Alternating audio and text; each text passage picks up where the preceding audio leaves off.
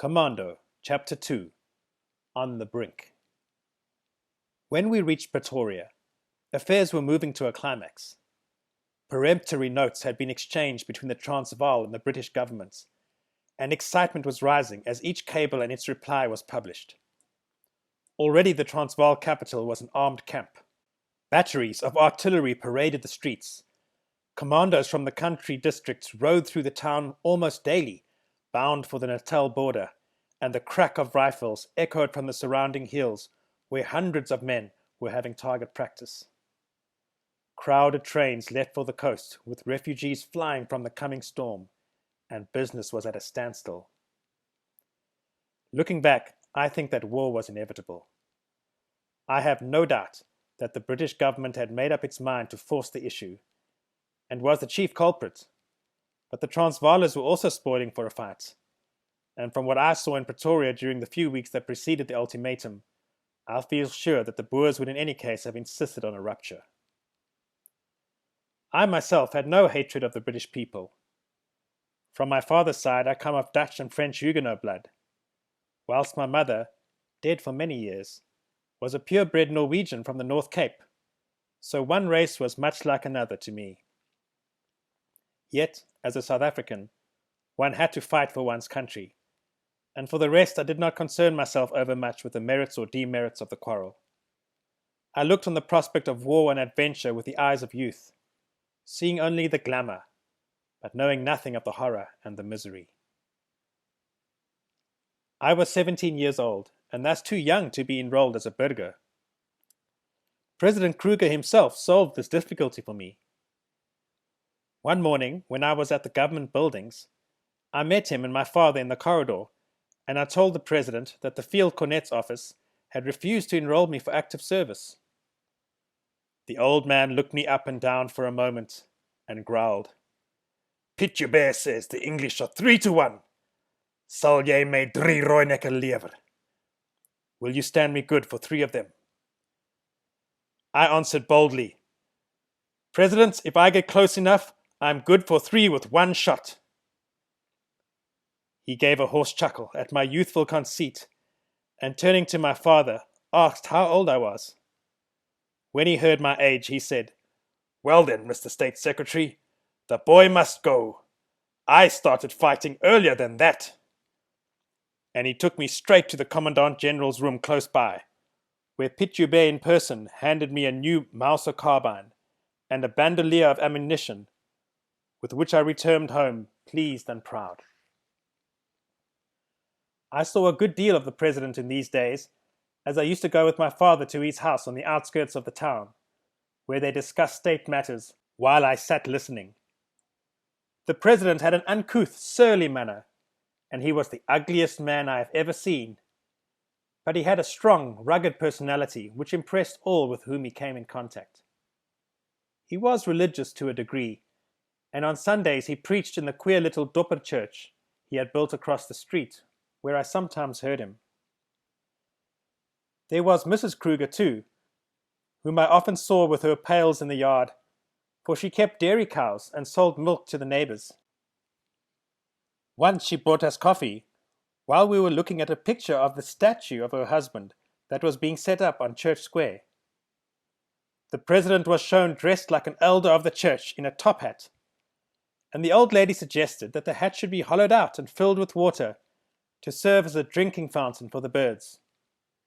My father and I laughed heartily on our way home at her simplicity, but we agreed that it was decent of her to have thought of such a thing. I also knew Piet Joubert, the Commandant General, for, apart from his visits to Bloemfontein, his son Jan and I were friends, and I sometimes went home with him to talk about the coming war, and his father was generally there. He was a kindly, well-meaning old man, who had done useful service in the smaller campaigns of the past, but he gave me the impression of being bewildered at the heavy responsibility now resting upon him, and I felt that he was unequal to the burden. One afternoon, he showed me a cable which he had received from a Russian society offering to equip an ambulance in case of war. And when I expressed my pleasure, I was astonished to hear him say that he had refused the gift. He said, "You see, my boy, we Boers don't hold with these newfangled ideas. Our herbal remedies, bossy middles, are good enough."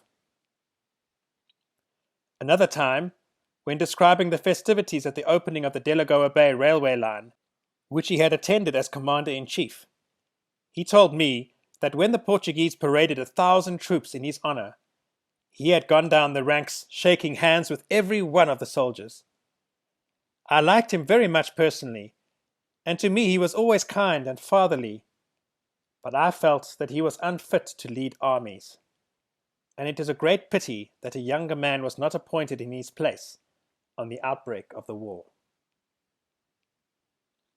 And now the days were speeding by, and in September of 1899 matters had come to such a pass that British troops were moving up the western borders of the Transvaal and Free State, and other troops were on the water, while large Boer forces were mobilizing on the various fronts.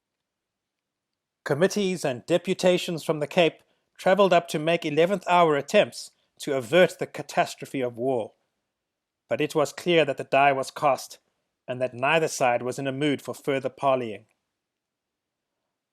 My eldest brother, named Hjalmar after a Norwegian uncle, was away in Europe studying law, and my father had already cabled to him to return. My next brother, Hubert, named after the Commandant General, was a year older than myself, and although he too was ineligible for burger rights, he intended volunteering for service, but the two younger ones were put back to school. Hubert and I made our preparations long before. Our horses were in good fettle and our saddlebags packed.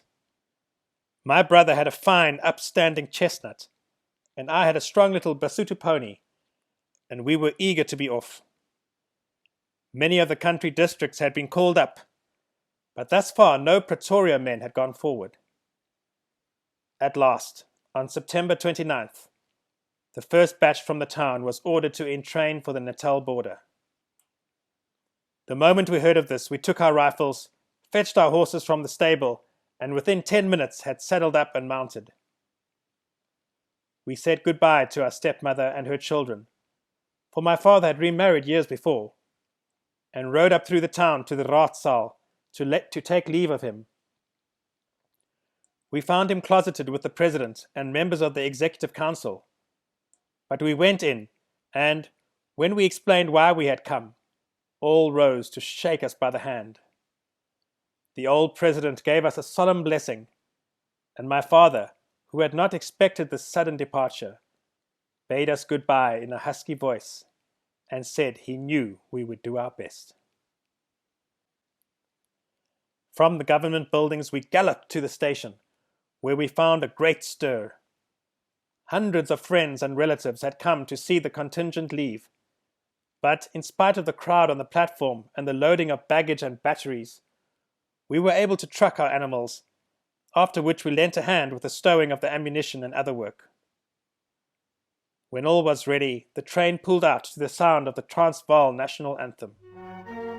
There were enthusiastic cheers and the waving of hats and umbrellas by those remaining behind, and we were off to the front in good earnest.